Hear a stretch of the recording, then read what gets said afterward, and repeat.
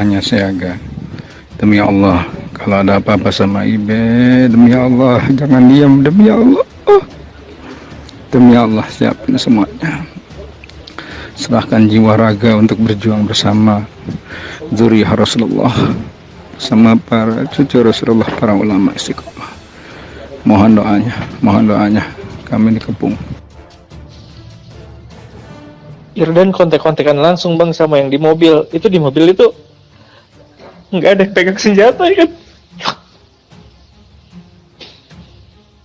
Pentungan aja nggak ada. Dan mereka dipepet sama 3 mobil. Dibilangnya malah kita yang mepet dan nyerang polisi, nyerang pakai aspa ya kan? Voice note dan CCTV jadi rekaman rintihan Laskar saat ditembak. Akhirnya polisi tak bisa ngelak. Komnas HAM dan dunia akan adili kalian. Dan bahkan saudara-saudara perlu ketahui, teman-teman media, sempat salah satu laskar mengirimkan voice note rintihan dari salah satu laskar kita yang ditembak. Itu artinya apa? Itu artinya laskar kami dibawa ke satu tempat dan dibantai di tempat itu. Dibantai di tempat lain. Itu artinya. Dan kemudian waktu kemudian setelah voice note terkirimkan, tidak ada lagi HP dari laskar 6 orang itu yang aktif kita hubungi. Beredar voice note rintihan Laskar FPI. Kita enggak pegang senjata. Dipepet 3 mobil. Kelera.com. Hanya siaga. Demi Allah, kalau ada apa-apa sama Ibe, demi Allah, jangan diam, demi Allah. Demi Allah, siapin semuanya. Serahkan jiwa raga untuk berjuang bersama zuriyah Rasulullah, sama para cucu Rasulullah, para ulama istiqomah. Mohon doanya, kami dikepung. Irdan kontek-kontekan langsung bang sama yang di mobil. Itu di mobil itu nggak ada yang pegang senjata ya kan? Pentungan aja nggak ada. Dan mereka dipepet sama 3 mobil. Dibilangnya malah kita yang mepet dan nyerang polisi, nyerang pakai aspa ya kan? Karena kita mendengar ada voice note yang tertembak kan, rintihan dari salah satu korban yang ditembak, masih sempat didengarkan oleh laskar yang tetap mengawal, ya. Dan kita belum mengetahui itu sampai hari ini, bahkan sampai detik ini kita belum mendapatkan akses terhadap jenazah. Saya kira di sini bisa diselidiki, bisa terjadi abuse of power, kesewenang-wenangan melebihi dari apa yang dilakukan. Karena senjata itu ada aturannya, bagaimana menembak dan seterusnya. Jadi itu perlu jadi catatan juga. Jadi upaya hukum apa? Upaya hukumnya adalah dalam hal ini disebut secara hak asasi manusia, instrumen hak asasi manusia, ini disebut dengan extrajudicial killing. Ini pelanggaran berat hak asasi manusia. Mereka yang melakukan proses pembunuhan extrajudicial killing ini, pembunuhan di luar proses hukum ini mestinya diadili oleh pengadilan HAM. Ya, mestinya instrumen yang bergerak adalah Komnas HAM ini. Ya, Komnas HAM. Ya, kita minta Komnas HAM secara terbuka untuk melakukan penyelidikan karena ini jelas-jelas by intention ini, ya. Dan yang dilakukan terhadap Habib Rizik ini terencana. Oleh karena itu menurut saya peristiwa ini harus segera diselidiki. Kalau perlu oleh sebuah tim yang independen, tim gabungan pencari fakta yang independen, sehingga betul-betul terungkap siapa yang melakukan kesalahan. Nyawa kelihatannya begitu murah dengan tembakan peluru dari aparat kepolisian. Padahal peluru itu datangnya juga dari rakyat, dibiayai oleh rakyat, dan tidak boleh kemudian peluru itu juga menghadang kepada rakyat. Apalagi ini adalah tokoh yang terhormat. Satu laskar inilah kemudian yang voice note-nya sampai ke tim yang lain, ke mobil yang satunya. Mobil yang satunya segera katakanlah menyelamatkan diri begitu. Karena ini ada tembakan, itu bukti ya, yaitu akan berupaya melaporkan ini ke Komnas HAM. Karena ini kita sebut pelanggaran HAM berat ya. Ini pelanggaran HAM saya katakan. Ini pelanggaran HAM sekali lagi ya.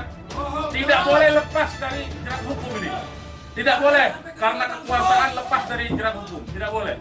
supaya kasus ini dibentuk tim independen, saya setuju. Dan tim independen itu tentu saja menurut saya harus dipimpin oleh Komnas HAM, karena kewenangan itu ada di Komnas HAM ya.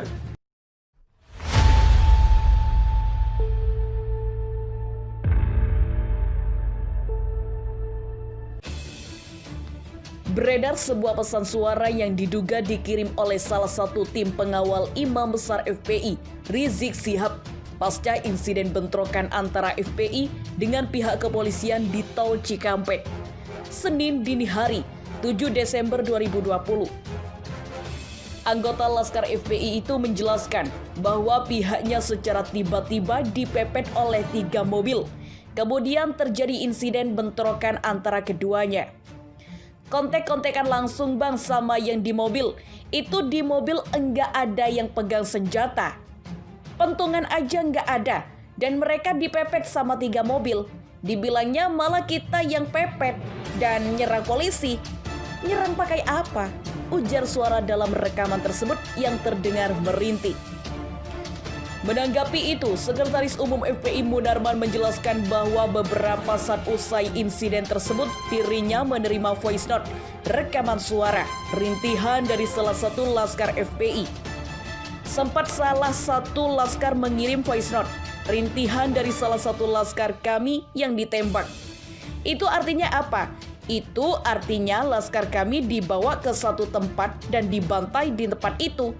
Dibantai di tempat lain, kata Munarman dalam konferensi pers di markas FPI Petamburan, Jakarta Pusat, Senin 7 Desember 2020.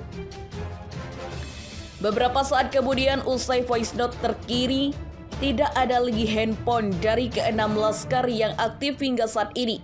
Kita sudah cari dari pagi, siang sebelum pengumuman dari pihak Polda. Kita sudah cari kemana-mana, ke rumah sakit kita cari, ke kantor polisi kita cari karena kita anggapnya itu orang hilang, kata Munarman menambahkan. Juru bicara FPI itu juga membantah fakta dan kronologi yang disampaikan pihak Polda Metro Jaya siang tadi, terutama terkait aksi tembak-menembak antara laskar FPI dengan pihak kepolisian. Menurut Munarman, laskar FPI tidak pernah dibekali senjata api dan hal itu merupakan larangan bagi setiap anggota FPI. Tidak memiliki senjata api dan bahan peledak dan lainnya. Sementara itu, Kapolda Metro Jaya Irjen Fadil Imran menyebutkan pengawal Imam Besar Front Pembela Islam FPI Rizik Syihab yang menyerang aparat kepolisian di Tol Cikampek menggunakan senjata api. Mereka disebut menembakkan peluru sebanyak 3 kali.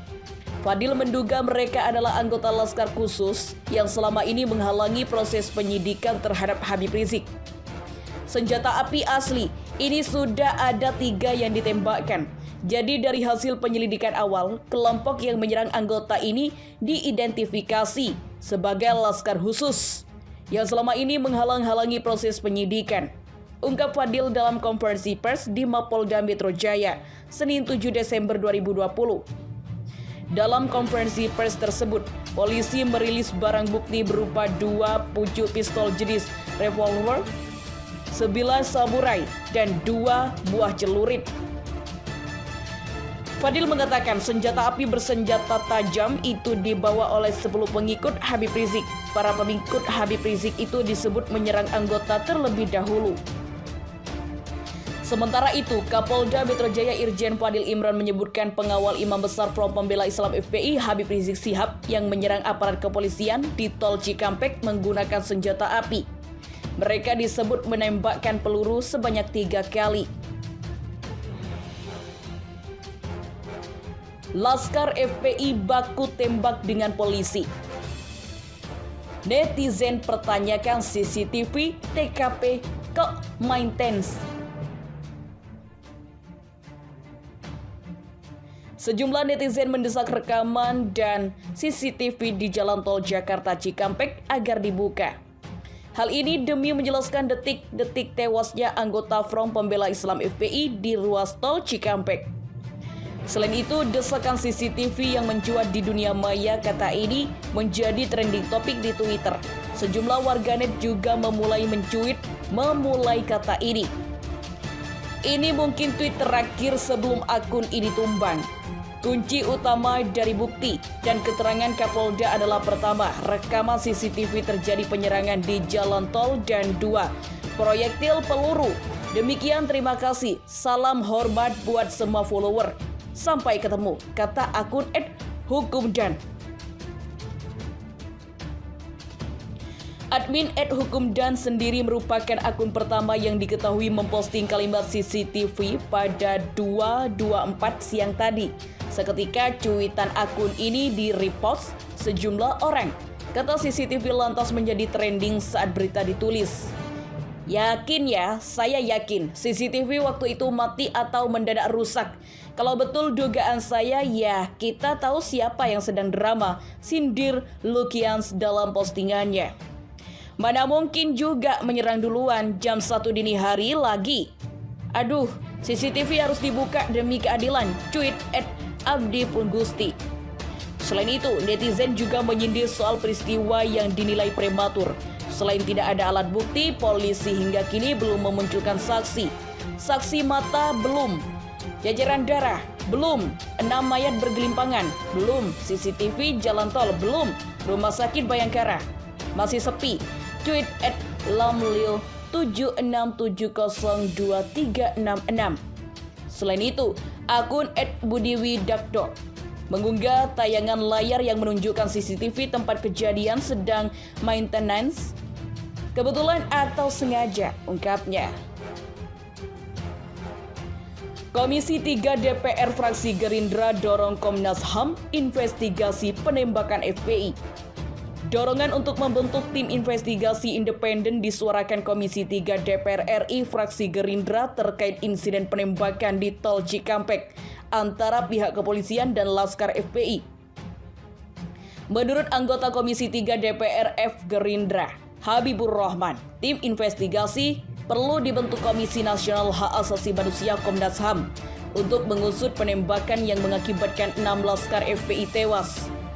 Kami meminta dibentuk tim investigasi khusus yang independen terkait kasus penembakan di Cikampek. Investigasi khusus ini harus melibatkan Komnas HAM dan tidak ada intervensi dari pihak manapun, ujar Habibur Rahman dalam keterangan tertulisnya Senin 7 Desember. Habibur Rahman menambahkan, pembentukan tim investigasi Komnas HAM ini menjadi penting untuk menghindarkan tindakan saling menghakimi antara FPI maupun sebaliknya, baik kepada kepolisian maupun kepada Habib Rizik dan FPI serta pengikutnya. Kita berharap proses hukum bisa berjalan dengan adil dan transparan, tuturnya. Lebih lanjut, juru bicara DPP Partai Gerindra ini juga meminta agar masyarakat memberikan masukan informasi apapun kepada Komisi 3 DPR RI. Sebagai anggota Komisi 3, kami membuka diri atas masukan informasi dari masyarakat terkait kasus ini. Insya Allah kami akan mengawal mengusut kasus ini agar berjalan sesuai dengan koridor hukum yang berlaku, kata Habibur Rahman. Habibur Rahman juga menyebut Komisi 3 DPR RI akan memanggil Kapolri dalam rapat Komisi 3 nantinya. Kami akan usulkan begitu, memanggil Kapolri, tandasnya.